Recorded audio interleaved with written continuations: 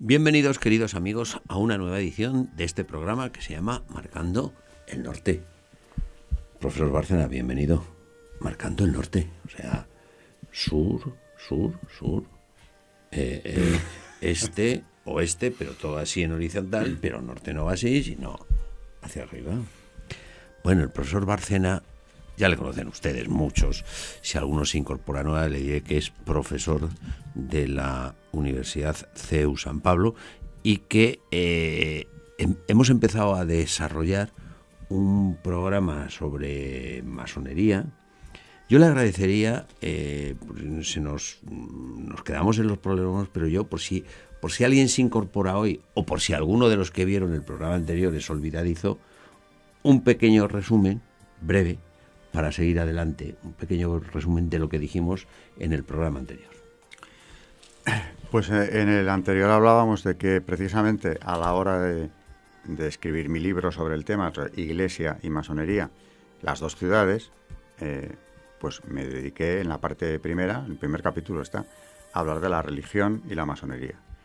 Y lo primero que quería dejar claro es que parece algo muy simple porque la masonería supuestamente acepta cualquier religión. En principio la masonería regular, la más antigua, la inglesa, exigía una creencia religiosa. Luego no todas las obediencias, ni mucho menos lo hacen, pero cuando se fundó es cierto. Y parece ya que con esto estaba resuelta la cuestión. Bueno, el que crea en algo puede entrar y el que no crea, pues no, en principio. Pero es bastante más complicado.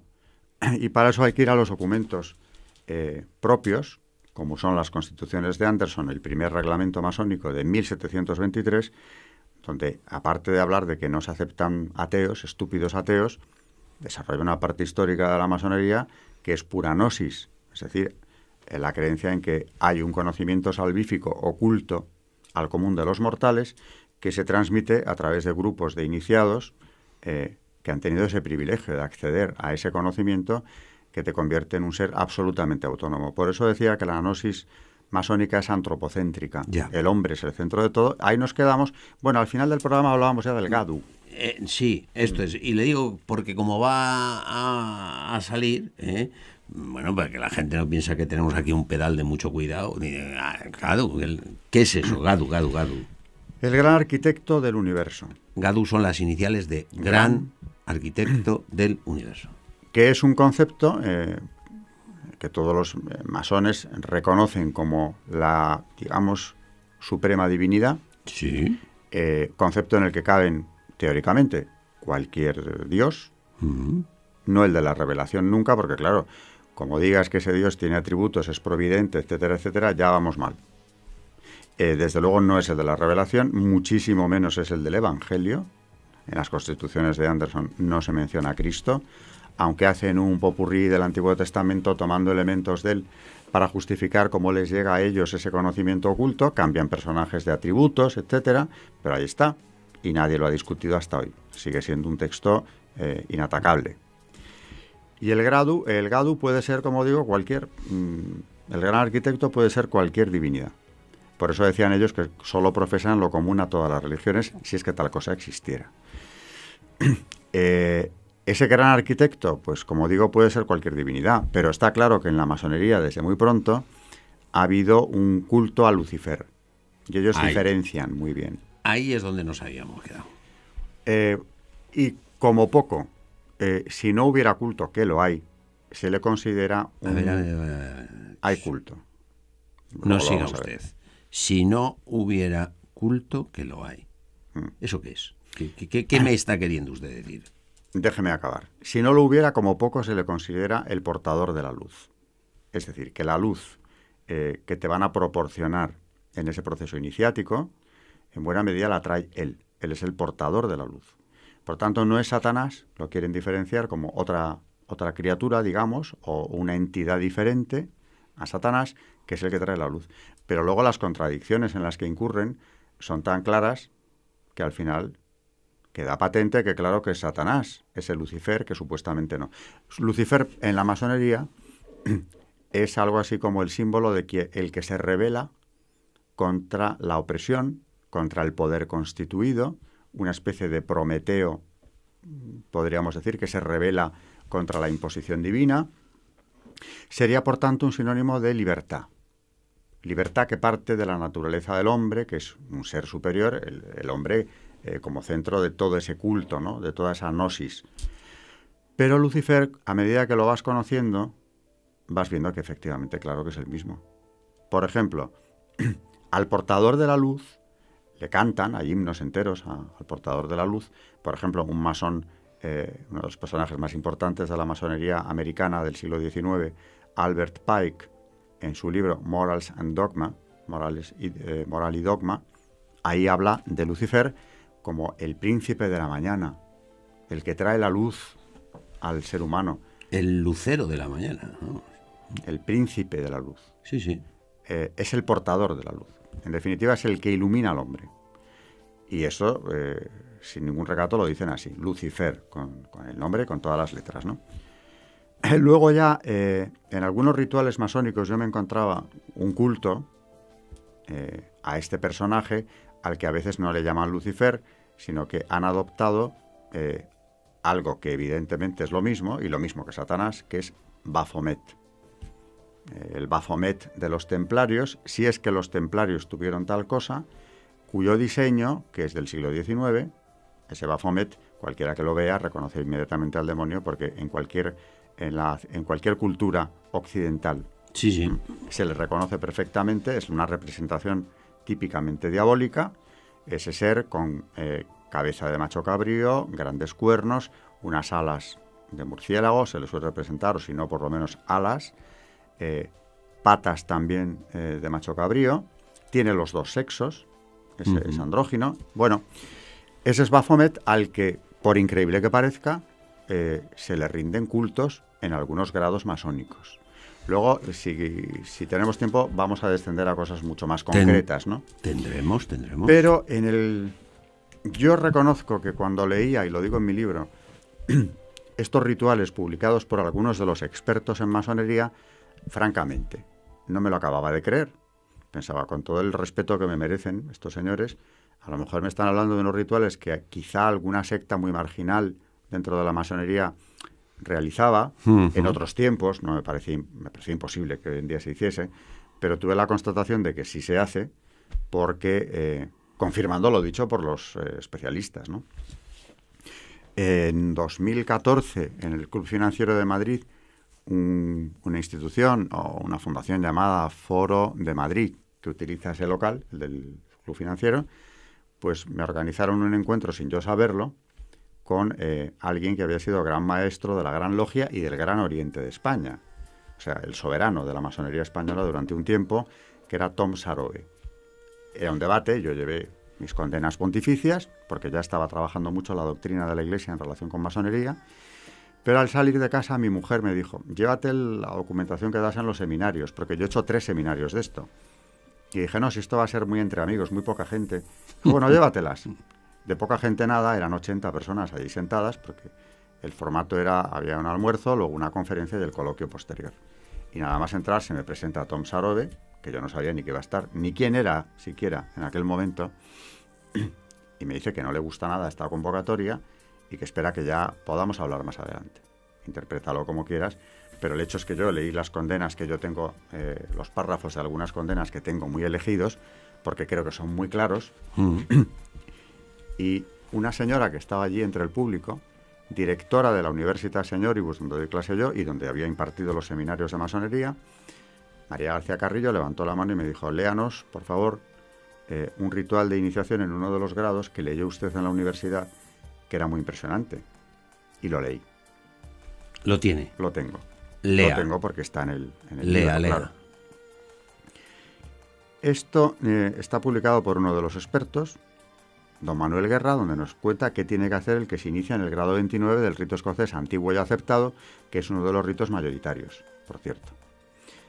El Baphomet, este ser que acabo de describir, dios andrógino, penetra en el templo de la logia, la zona reservada, llevado por el vigilante primero y por el segundo, o sea, las dos autoridades máximas en la logia después del venerable maestro.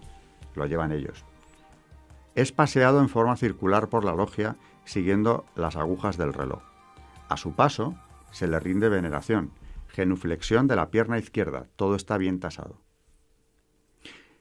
Sigue contando el experto que luego Baphomet queda en el centro de la logia, mirando hacia el oriente, y hasta allí es conducido el candidato con los ojos vendados.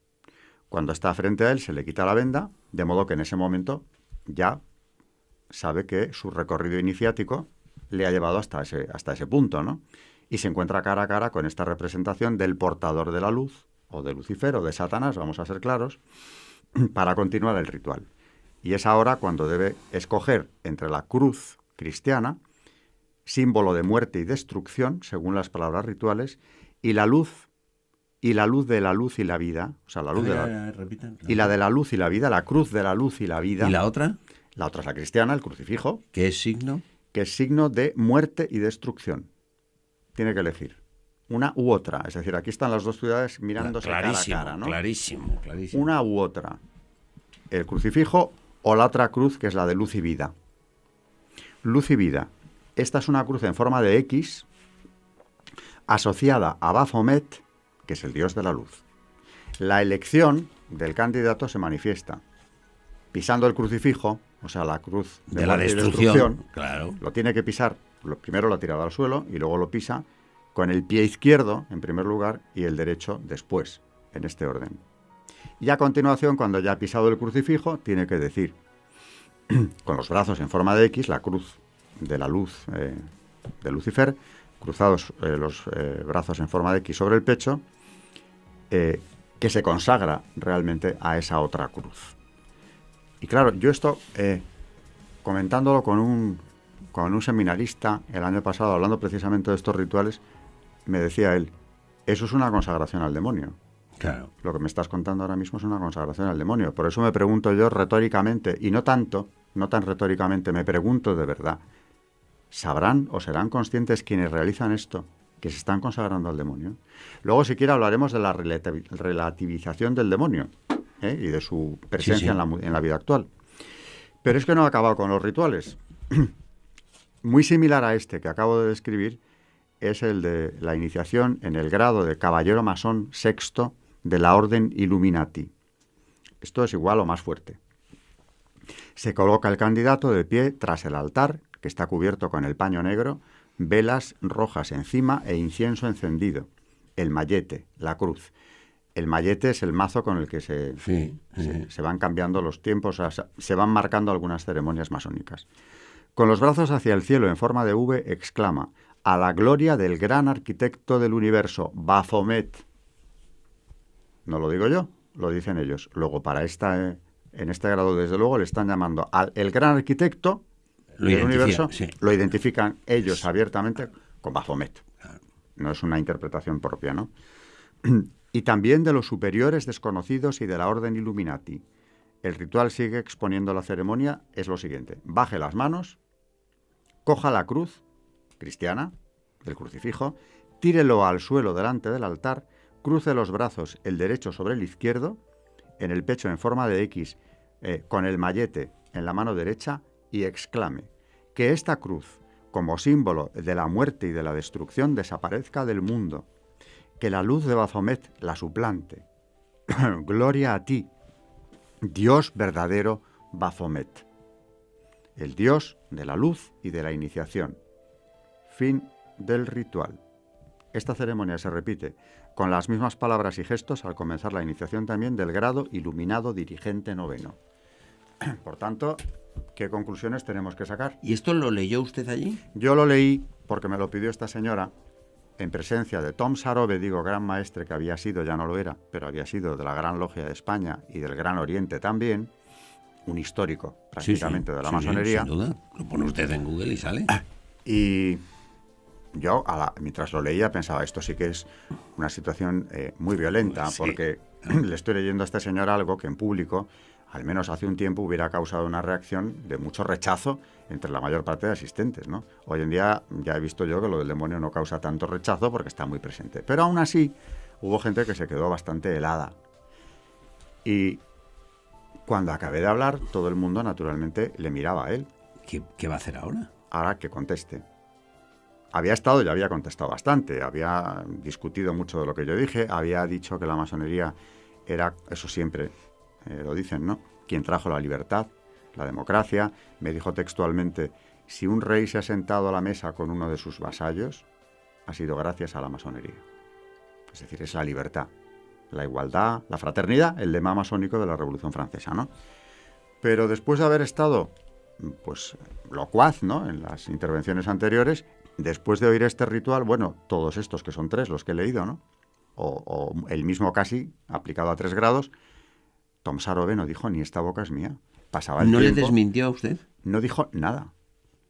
Permanecía mirándome fijamente, petrificado, y no dijo nada, ni bueno, ni malo, ni regular. No contestó.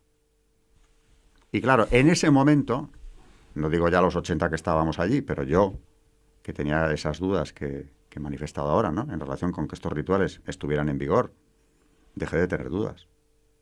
Ya no habló más ese día, este señor. Y luego venía el turno de preguntas, donde ya gente se animó a opinar sobre el tema, y al acabar aquello se me acercó. Yo pensé que venía a decirme algo, pero tampoco lo hizo. No me dijo absolutamente nada. Yo le di la mano y me despedí y me fui. Pero Tom Sarobe no contestó a esto. ¿No le dijo, es usted un mentiroso, se lo está inventando? Nada. Y tengo muchos testigos, 80 personas, de las que yo podría incluso citar a varias, ¿no? Mi mujer estaba en la mesa de Tom Sarobe, sentada, por cierto, ese día. María García Carrillo, que fue la que me había pedido que leyera esto, Sí. A la salida me explicó. Claro, es que si tú solo lees las condenas pontificias, puede parecer que es que los papas han tenido una fijación en contra de esta gente y que han ido a por ellos sistemáticamente de una forma arbitraria o por ignorancia, ¿no?, por desconocimiento de lo que es la masonería. Ahora bien, todo el que asiste a un seminario, cuando yo le leo esto, comprende que esto esté condenado. Porque aquí las dos ciudades, como digo, se enfrentan en un momento de una visibilidad. La cruz de muerte y destrucción. Písela usted. Písela usted. Esa es la cruz de Cristo. Y la otra es la cruz de la luz y la vida, que es la de Baphomet, al que se rinde culto en la misma ceremonia. Luego, ¿de qué estamos hablando? A mí lo que me choca es que en las condenas pontificias, que muchas, los papas sí que han dicho que quien está detrás de esto es el demonio, los han llamado Pío IX, la sinagoga de Satán, Gregorio IX, en fin, hay varios papas que lo han identificado con el demonio. León XIII también lo hace, León XIII claramente. A mí una de las cosas que me ha sorprendido de su libro es que no todos los libros que hablan de masonería hablan de esto. Casi ninguno. Ah, bueno, usted que ha leído más, digo, bueno, a lo mejor yo como no lo he leído todo, pero yo no lo había visto. Vamos a ver, los expertos, y yo me he apoyado mucho en el trabajo de Ricardo de la Cierva y de don Manuel Guerra, claro que recogen esto. Y lo que pasa es que lo tienes que buscar quizá más, porque está ahí disperso, en según qué rituales, en según qué obediencias, lo vas encontrando. Pero yo desde hace muchos años pensé, es que este tema es central. No puede estar contenido en una obra como algo más. Nota a pie de página, ¿no? O no, porque don Manuel lo desarrolla muy bien y lo explica. Yo creo que estas citas no, pero son en su libro está centrado. Pero es que esto es el meollo. El meollo de la cuestión. Y decía antes que los papas, hablando de que estos son los hijos del demonio, son los servidores del demonio, lo han dicho, en el 20 ya no, porque ese lenguaje la Iglesia lo fue abandonando. Debo decir que en algunos momentos con grave perjuicio de algunas almas, porque para mí la encíclica de León XIII, he visto resultados en estudiantes que han trabajado en ella conmigo. Esa encíclica les ha llegado al fondo, sobre todo la introducción, donde habla de las dos ciudades. Yo tengo la experiencia. ¿Usted se ha encontrado con alumnos y con gente? Me he encontrado yo he aprendido de los alumnos alguna vez cosas tan interesantes como, por ejemplo, uno de ellos que estaba a punto de entrar, tenía presiones familiares y estuvo a punto, ¿no? Cuando leyó Humanum Genus, un trabajo que tenía que hacer en clase y lo comentaba conmigo, me dijo, y lo cuento en el libro, pero yo sé quién soy. Él había ido a un colegio religioso, tenía una fe, yo creo que bastante sólida. No puedo yo seguir siendo quien soy. Y me dio a entender la palabra, no utilizó esa, utilizarles, o sea, para lo que a mí me convenga, ¿no? Le dije, no. Y me dijo... O sea, él quería hacer compatible... O sea, yo puedo seguir siendo quien soy. Católico. Aunque me meta allí, ¿no? O sea, yo tengo la cruz cristiana la tengo asumidísima y la venero. Y ahora quiero el aspa. Pero, claro, yo no sé si él sabía tanto como todo esto, pero en definitiva sí que yo le había dejado muy claro que era incompatible. Y me dijo si no podría hacer eso, las dos cosas, la doble pertenencia, ¿no? Claro, claro. Y dije, no. Y él solo se contestaba, porque lo había pensado muy bien. Decía, claro, me pedirán cosas. Digo, hombre, tendrá usted unas estrategias ahí dentro que claro que hay que seguirlas. Digo, pero sobre todo, en el lenguaje de León XIII, estará usted en el bando del demonio. Y él acabó la frase, él dijo, ya, las dos ciudades. Ya. Pero esto a lo Y mejor le había quedado clarísimo a él eso. A lo mejor es porque esto a los que empiezan en el tema de la masonería, pues se lo explican al final, ya cuando lleva mucho tiempo y... Cuidado, porque también he tenido una experiencia reciente con un masón que tras una conversión religiosa dejó la masonería. Uno de los dos franceses que han tenido un recorrido parecido. Maurice Queye es el primero hace unos años y Serge Abad Gallardo, es otro que su libro se tradujo al español. ¿Por qué dejé de ser masón? Se llama el libro. Me lo presentaron en Madrid, su editor de la versión española, y en la comida, antes de sentarnos, le dije, vamos a ver, al grano, ¿en qué grado supiste que estabais adorando a Lucifer? Él se quedó un poco asombrado, pero de repente lo pensó y dijo, bueno, yo en el primero. O sea, al principio. Para entrar. Para entrar. Claro que siempre camuflado, porque no me explicó el ritual, pero sí que la adoraban y le preguntó al maestro de la logia, ¿por qué hacemos esto? Extrañado, porque es chocante, Claro, ¿no? claro. Y le dijo el maestro, no te preocupes, es una vez al año y es algo simbólico. Y no lo quiso pensar más. Este hombre ahora inició un recorrido a partir de ahí, y yo creo que yo le destapé un poco lo que había. De hecho, me pidió después rituales de connotación luciferina, porque le habían invitado a un seminario en Polonia para que hablase a los futuros exorcistas de la conexión entre el demonio y la masonería, que algunos exorcistas españoles me han confirmado por su experiencia. Le mandé la documentación y al cabo de unos meses sé de él porque me pone un correo donde me manda la portada del nuevo libro que ha sacado el mes pasado en Francia, cuyo título lo dice todo. Serví a Satanás, a Lucifer, serví a Lucifer sin saberlo. Y todo el libro es describir en rituales y simbología toda la connotación luciferina que tenía su logia. Por tanto, tiene un valor enorme ese testimonio, porque este señor ha estado 14 años ahí dentro. No es un experto, es un masón arrepentido, es otra cosa. Y que titule su libro de esa manera, la portada hay que verla, ¿eh? Pues hay que ver lo que se aprende con usted, Hay que ver lo que se amplía en este libro que dice usted que se titula. Bueno, claro. Iglesia y masonería, las dos ciudades. Y se amplía si los espectadores vienen a seguirnos. A seguirnos, porque usted... Volveré. Bueno, es una maravilla. Es que no me hace falta ya ni pedírselo. Él solo se lo dice todo. Muchas gracias. Nos quedamos a medias siempre. Muchas gracias, profesor Bárcena, por su colaboración, por lo bien que cuenta las cosas. Es que es una maravilla escucharla. Muchas gracias a ustedes, queridos amigos, por haber estado con nosotros en esta edición que les hemos transmitido, y decirles que nos vamos a poner a trabajar, ¿verdad? ¿Para qué? Pues para ofrecer una nueva edición de este programa que se llama Marcando el Norte.